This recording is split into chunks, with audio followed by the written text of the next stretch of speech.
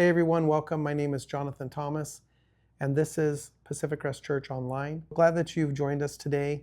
If you are familiar with Pacific Crest Church, you know that our mission statement is to just love God and love people right here, right now. And that's very important to what it is and who it is we should be, I think, because Jesus said, if we did those things, we're kind of doing all the things that are important and the things that God asked for us to do. It's easy to say those words. It's really harder to live them out, but that's what we're called to, living that story out in action to the world around us. Today, there are a lot of people who are saying that they're Christians, or they say, I go to church. Well, just because you are in a garage doesn't mean that you're a car. So if we are going to call ourselves Christians, are we doing the things that Jesus said? Early on, again, I've mentioned this, that people never really called themselves Christians to start. They were called Christians by other people because they noticed that they were doing the things that Jesus was doing. And so they associated that behavior with the people's behavior with Jesus. And they would say, oh, they're like Christ. They are Christians. They're Christians. And that's, I think, the way we should get back to the story, is to do things where people accuse us of being Christian. So what we've been doing is looking at the story of the Sermon on the Mount, and particularly starting with the Beatitudes. And in our last session, we talked about 3 of those Beatitudes, and we're going to try to run through 5 of them today. And that's probably going to leave some gaps in our stories. We've got some puzzle pieces. We kind of know what the picture looks like, but there's really no picture box to look at, and probably we're missing some puzzle pieces. But the goal is to try to find out what these words maybe meant to the folks back in those days. But is there anything that we could pull out of this and make it apply to our lives today? And I think that answer is yes. There are some things that we can pull out and apply today without using it to manipulate or to oppress or leverage our position over someone else and say, oh, we're better than you, or that we are in and that you are out. It's the conversation that I think God wants to have with us about our lives being transformed, and we're living transformed lives, and that transformed lives is spreading out to the community and the places around us, so that, again, we're accused of being Christian, not telling people that we're Christian. And that's a big difference. And when Jesus was on the scene with these folks 2,000 years ago, he's rattling this up because there were religious leaders who were pretty particular about the way things should be. They had a lot of rules and regulations about who was in and who was out, even a posting on the temple wall that said if you were emasculated or if you had certain things of this or that, you really couldn't come in. And Jesus is challenging all of this. I think, in fact, he's probably just trying to reframe what was the people of Israel, the Jewish people and the religious leaders at that time, to bring back to the fullness of the way it was intended to be from the very beginning. So Jesus is just trying to restore the things as the way that they were intended to be. Again, people get into certain comfort zones or get into powerful positions, and they want to maintain that.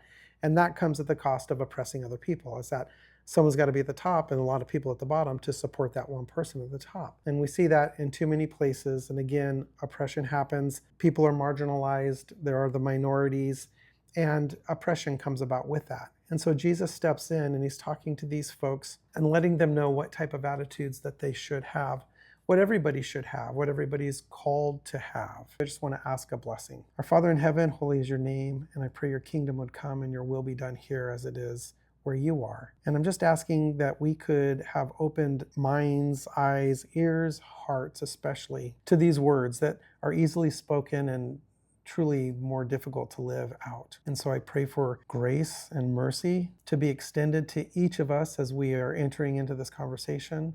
And I pray for your Spirit just to guide us, to lead us into a rightness, a righteousness that is not one that elevates anyone's position, but just preserves the integrity and the respect and the grace that you have afforded us and that we are called to afford to others. Thank you for giving us your Spirit as a helper, and I just pray for that direction today through Jesus' name, amen. So we're going to read this scripture. It comes from Matthew chapter 5, 7 through 12. Blessed are the peacemakers, for they will be called children of God. Blessed are those who are persecuted for righteousness' sake, for theirs is the kingdom of heaven. Blessed are you when people revile you and persecute you and utter all kinds of evil against you falsely on my account. Rejoice and be glad, for your reward is great in heaven. So Jesus is talking to a group of people, probably on a hillside in Israel. They've gathered because they probably believe that there's something about the words and the actions of this rabbi named Jesus, who is going along and eating and drinking in places that a lot of other religious folks weren't doing at the time. So he has their attention. He's also accused of doing some miraculous things. And so I think people might be looking to afford, hey, can I get in on some of this type of stuff? But nevertheless, they've gathered and they want to hear what this itinerant preacher has to say. And he starts out by saying, blessed are the merciful, for they shall receive mercy. And this again is probably just turning the tables upside down with religious leaders who were not so freely giving of the mercy. The mercy came at a cost or a price, and it was a sacrifice. Sacrifices needed to be made. There were a lot of rules that were being broken because there was a lot of rules that were made, and it seemed to be that it could benefit these religious leaders in some way by keeping a people oppressed. And Jesus is scrubbing that whole thing, and he's saying mercy is triumphing over sacrifice. And Matthew even talks a little bit about this later, because Jesus is, again, he's approached by the religious leaders, and Jesus responds to their criticism and says, I desire mercy, not sacrifice. Go and learn what this means. And that's in Matthew chapter 9. And so Jesus is actually quoting out of Hosea, and he's really going counterculture to the Pharisees and the religious leaders at that time who wanted to punish even the smallest faults. It wasn't even about sacrificing a lamb. I mean, if you did something wrong, you'd sacrifice a dove or a pigeon, maybe, something like that. And I don't think that it was about trying to eliminate justice. I think that it was about bringing justice to the forefront without oppression. And mercy, again, is something I admit I've struggled with, because at a point in my time, I think there was well-intended folks who just got me into the legalism, and I had all these rules and guides and things that sort of kept in line, things that I had control over, things that I could say, oh, I've not done this, I've not done this, I've not done this. A little bit like the rich young ruler. Jesus approaches and he asks, what must I do to inherit the kingdom of heaven? And Jesus is saying, you know the law, you know the rules, you know it by verbatim. And the young man answers a very biblical message, but then Jesus calls him into an action, and that's where it gets really tough for him, is that he had to act on something that drove him into another place beyond words. And I think I learned later in my life that by being a father and having kids, mercy looks a lot different. The rules and the regulations and the things that I had so stringently pushed and pressed, at the end of the day, mercy was more needed in my relationship as a father with my children versus all of the strict rules of who was in and out.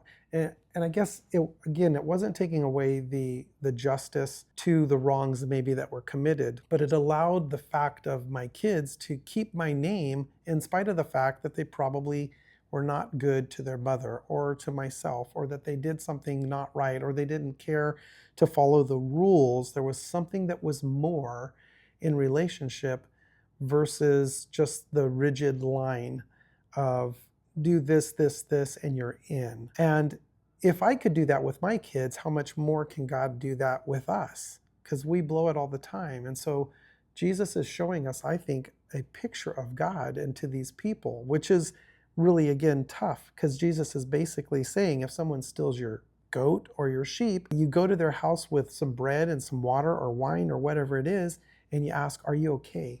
Is there something I could do for you? And that's a little bit of unheard of, but Jesus is saying, this is the type of attitude that we need. And that attitude is, again, it's easier said than done, because I want to go out and I want to blast anyone who thinks maybe a little bit different than I do in my politics or in my whatever A, B, C, or D, and how it is that I do stuff. And Jesus is saying, even in that space, you got to go and learn what this means. And I think that we're called, these folks here were definitely turned upside down, but Jesus, again, invites them into something that didn't exist. Well, he's inviting us today into something that probably doesn't exist much, but it's going to take action for us today, concrete, living it out in our day to day, treating a stranger with mercy like Christ would treat them. And again, I think of how tangible that is in our day to day is that we live now in a present administration that would just immediately cast out people who look different or who have violated certain laws or certain regulations. And that's tough because that transcribes also to people who are marginalized and people who are a minority group in certain places. But we need to treat the stranger with mercy, because treating a stranger with mercy is like treating Jesus himself. Matthew again continues this narrative story in chapter 25 where Jesus says, I was a stranger and you welcomed me. When we do feeding for the hungry, when we give water to the thirsty, when we welcome the stranger, Jesus says it's like you're doing it to him. And so again, these are calls to action. When we have people who often maybe a society would shame, and we know that there have been marginalized groups who are treated poorly, and sometimes people even using scripture against folks, Jesus is saying we should be merciful. And the hard part is that when you're a person on that receiving side, to be merciful back. And I think, though, that leaves room for God to do his thing. We don't need to give real estate to people to hold that space in our head and our place. So when we are merciful, we receive mercy. And I think that's critical. I think it's an attitude that I need more of, and I think the world around me needs more of today. It would make a strong difference. So this is hard. This is, again, where I think the teachings of Jesus stand out amongst all the rest. This is no real easy ask. But being merciful doesn't mean ignoring, again, injustice. It means loving the person even when we disagree. Justice and mercy, they really bring to the forefront the oppression of people that are being oppressed in spaces and places today. And mercy is a part of how God's world works. It is that heaven and may earth be like it is in heaven. May here be like there. And that is even at the cost of us. So the question I guess I have is, when was the last time you offered mercy instead of judgment? And I think that's a question that probably none of us should quickly answer. I think we need to spend some time thinking about that. But really, who are the people in our life that need compassion this week? And who are the ones that don't deserve it? How can we walk or crawl this out in the next coming weeks or days or hours? Next, Jesus says, blessed are the pure in heart, for they will see God. Now, the pure in heart may sound a little bit like it's a Little House on the Prairie. You know, it's all kind of nice, and it's the Leave It to Beaver. I'm dating myself because nobody modern times, I guess, knows who Leave It to Beaver is. So if you're old school like I am, maybe you know. But really, at the first glance, Jesus is talking about not a moral perfection or an image, but he's talking about the heart of the people. He's talking about your whole inner life. He's talking about your mind, your will, your feelings. Jesus rebuked the Pharisees for cleaning the outside of the dish, but leaving the inside dirty. And he also refers to like whitewashed tombs, where it looks all great on the outside, but inside there are these bones. To be pure in heart is to let God shape us from the inside.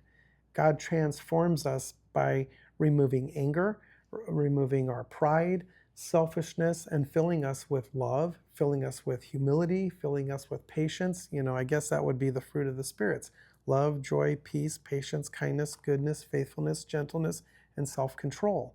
And those are the things that are working on the inside. So being pure in heart is the cleaning of the inside. We can look, again, on the outside. I'm in a garage, so I must be a car. No, we could say that we want to be a Christian on the outside, but if those things aren't on the inside, it's shiny and plastic on the outside, but the insides are garbage. So in the first century, the religious leaders thought that God was distant, and only the people who were pure, properly purified, could come near to him. And they would do these washings called the mikvah, and it was a bathing. They still have the mikvah where you can cleanse yourself before you go pray at the Wailing Wall today. There are different forms, these ritual things that allow you to get close to God, to clean your feet, wash your feet or do those types of things. So the benefit for the first audience that Jesus is talking to here was hope.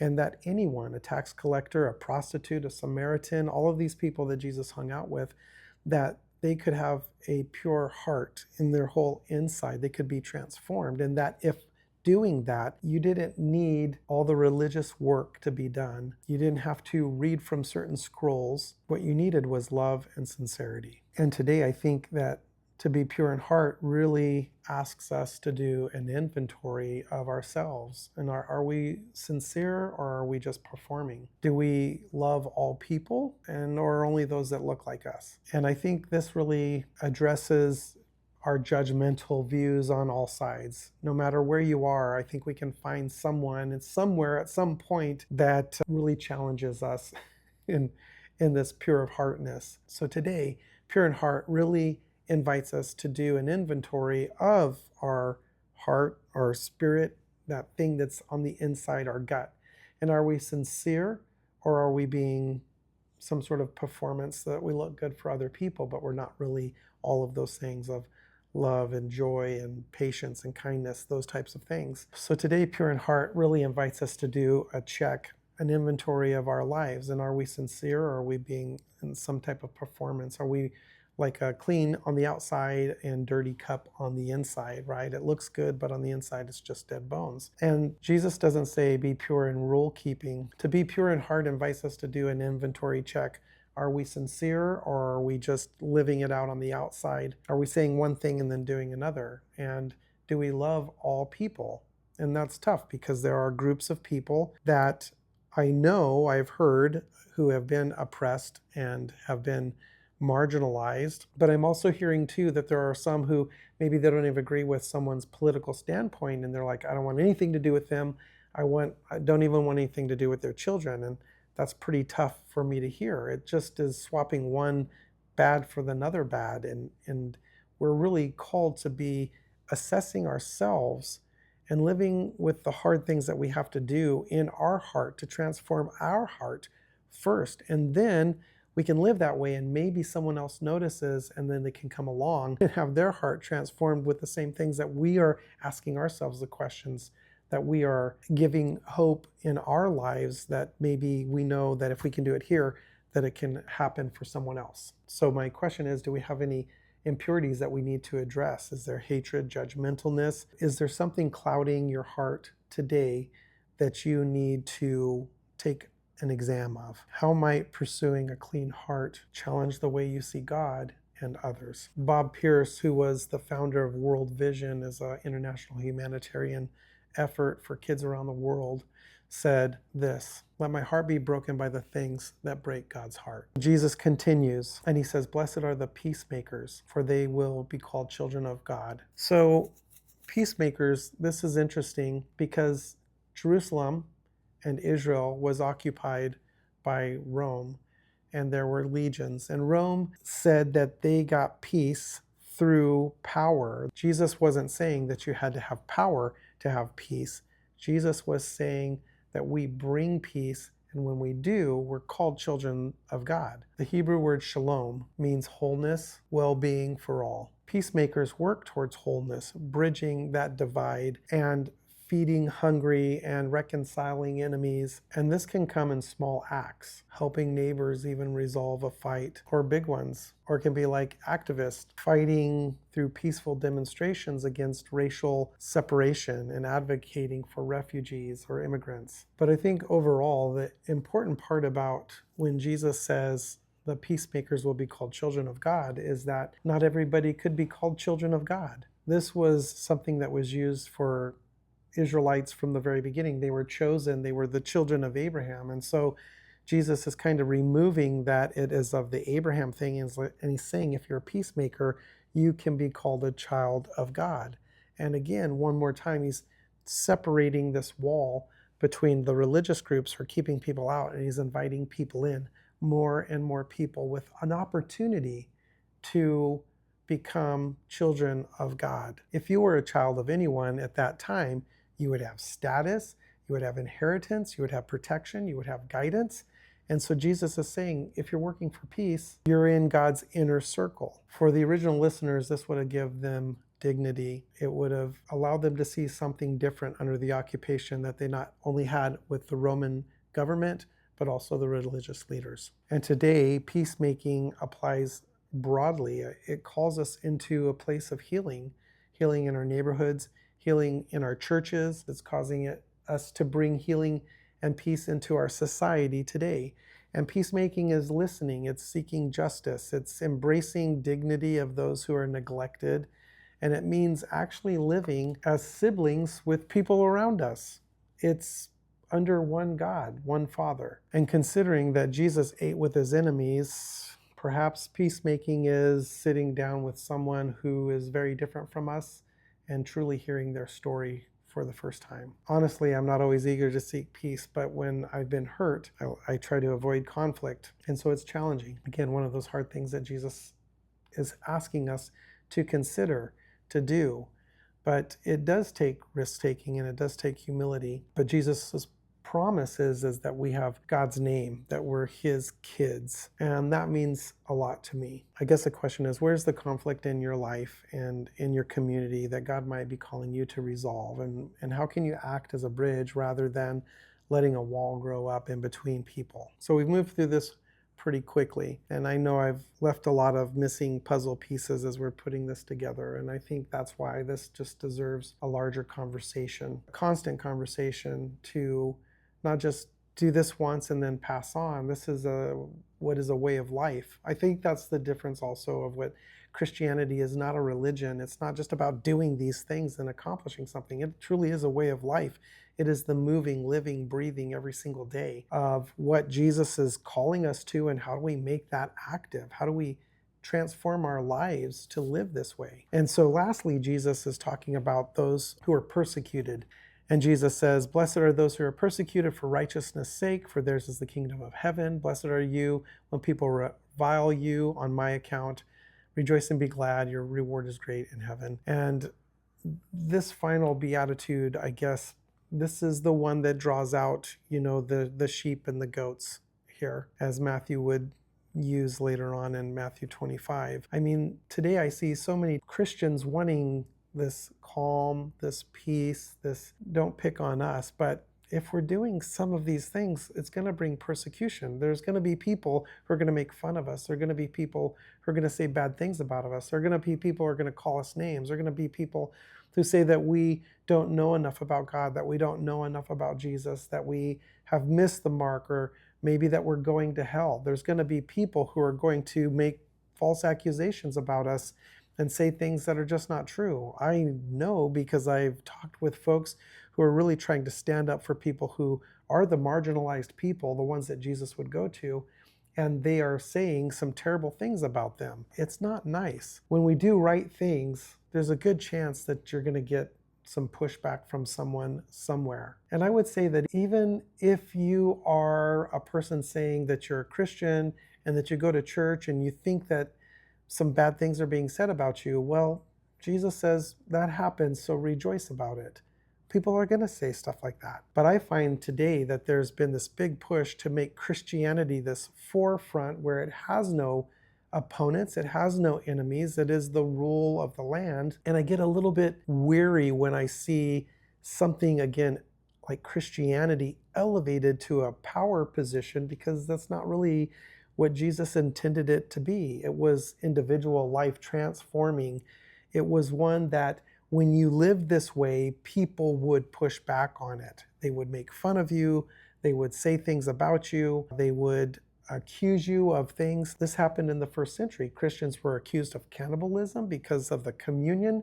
They were accused of caring for those who were in need. They were accused of worshiping false gods. They were accused of incest because they called each other brothers and sisters. There were a lot of things that they were saying that got a lot of pushback from people around them. But today it seems as if a Christian is persecuted And I will say this, there is no persecuted Christian in the United States. It seems that if there is any little pushback, we just sort of turn things around. And Jesus is like, well, when that happens, you're blessed. Especially if in my name, you're doing these things and people push back on you. I guess the reality is Jesus is also talking to people who the pushback was coming from the religious leaders at that time. And so Jesus is saying, so if you're doing these good things and there are people who are attacking you, either on a religious side or on another side, you're blessed. I mean, right here, Jesus is honoring hardship. And I think hardship is an important part of the story of the cross. And again, this crowd, they would resonate with this because their ancestors, their prophets, they were martyred.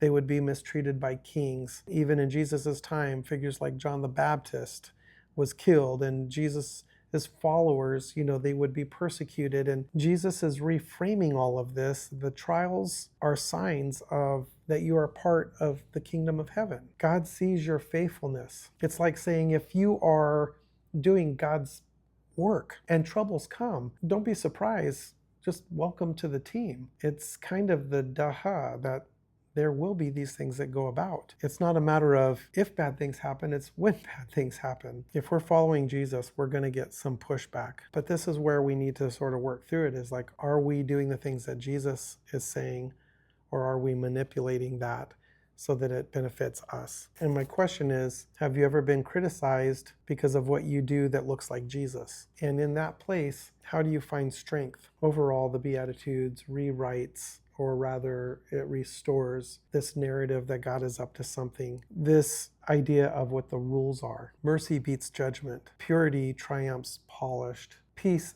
outdoes power. And perseverance claims kingdom. But all of those things are not just words to be looked at or repeated. They're to be lived out. That's what these blessed attitudes are.